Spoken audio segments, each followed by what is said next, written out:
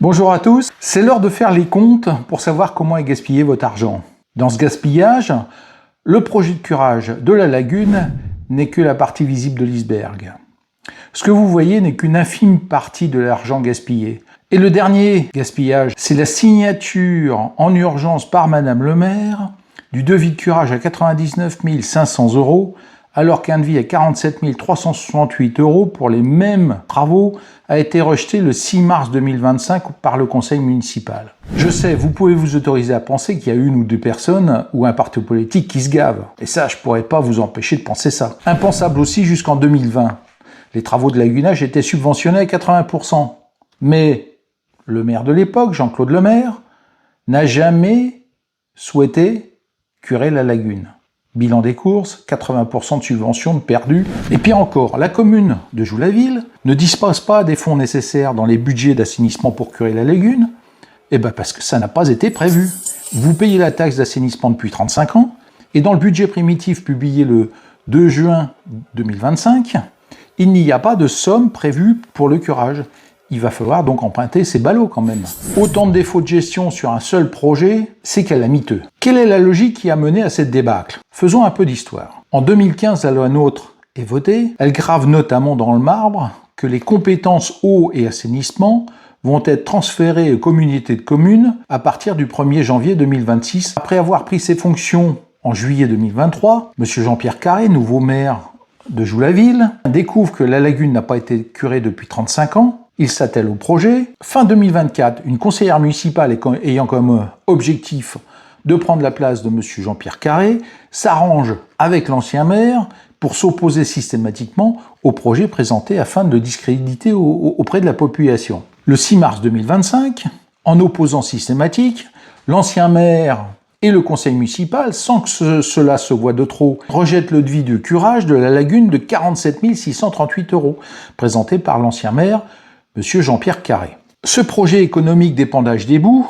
ne peut plus être réalisé en 2025. Le maire, M. Jean-Pierre Carré, se retrouve alors dans une situation intenable. Tout était planifié pour éjecter M. Carré, sauf que, coup de théâtre, le 14 mars 2025, M. Jean-Pierre Carré, maire de Joux-la-Ville, en ayant assez de ce harcèlement permanent, démissionne. Le 31 mars, Mme Sandra Picard est élue maire de Joux-la-Ville. Objectif atteint. Coup de théâtre, le 11 avril, soit 10 jours après son élection au poste de maire, les députés annulent l'obligation de transfert des compétences eau et assainissement faites aux communes. Madame le maire se retrouve à gérer la merde qu'elle avait réservée à M. Jean-Pierre Carré. Deuxième coup de théâtre, donc le 9 juillet 2025, la police de l'eau débarque à Joux-la-Ville et somme Madame le maire de curer la lagune en 2025, sous peine d'amende qui peut aller jusqu'à 45 000 €, dixit le Code de l'environnement. Sans attendre l'accord du conseil municipal, Madame le maire s'engage à ce que le conseil municipal vote le soir même la réalisation du curage de la lagune en 2025. Sur demande de Madame le maire, sous pression, le conseil s'exécute, au propre et au figuré, et accepte le devis 2 fois plus cher que le devis du mois de mars à 47 368 €. Écoutez bien ce qui va suivre. Vos factures d'assainissement vont exploser et vos impôts aussi. Le curage du premier bassin va coûter 99 500 €. Il faut savoir que les bassins 2 et 3 doivent être aussi curés et qui coûteront aussi 99 500 €, soit 200 000 € au total. Ça, aujourd'hui, ce n'était pas prévu. Et il faudra, pour curer dans 13 ans, avoir les fonds nécessaires pour curer à ce moment-là, c'est-à-dire 200 000 € de plus, soit 400 000 € au total. Et ces 400 000 €, faudra bien les prélever quelque part, et ça sera forcément sur les mètres cubes d'eau consommés. Qui dit consommé dit assaini. C'est ce que j'appelle une explosion des factures.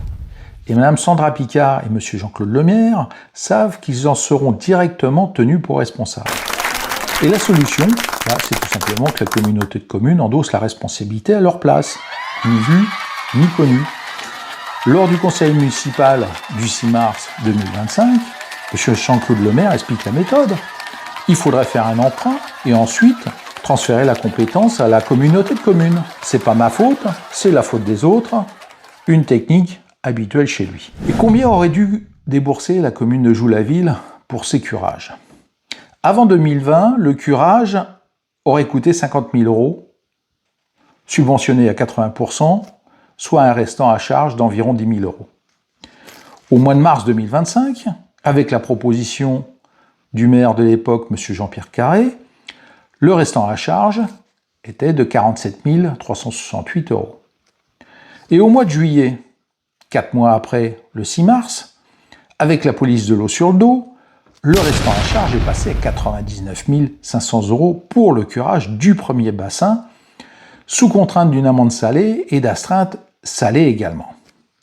Bilan, avec cette gestion calamiteuse, la commune de Joux-la-Ville paiera 100 000 là où elle aurait dû dépenser 10 000.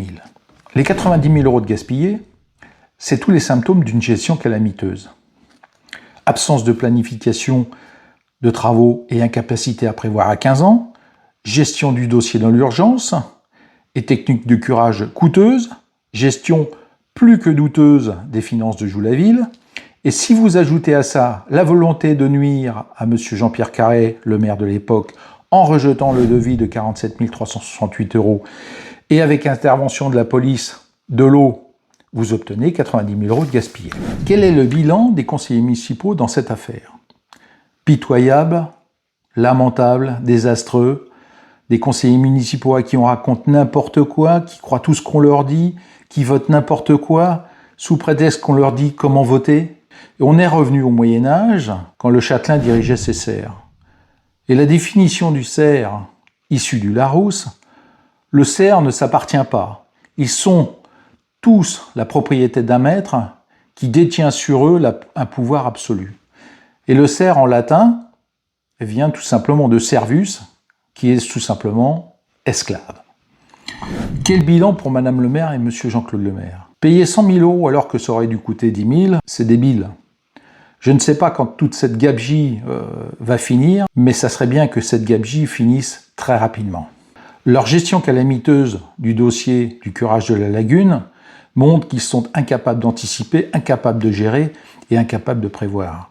Contrairement à ce qu'ils disent, ils ne connaissent pas grand-chose au job de maire.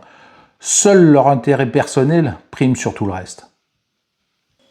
Merci beaucoup d'être de plus en plus nombreux. Abonnez-vous si ce n'est pas encore fait, c'est juste au centre de l'écran. Et puis il y a 2 vidéos qui vous sont proposées, une au-dessus, une en dessous, des sujets qui vous intéressent forcément. N'hésitez pas à les visionner, à les distribuer, et puis je vous dis à très bientôt pour une nouvelle vidéo.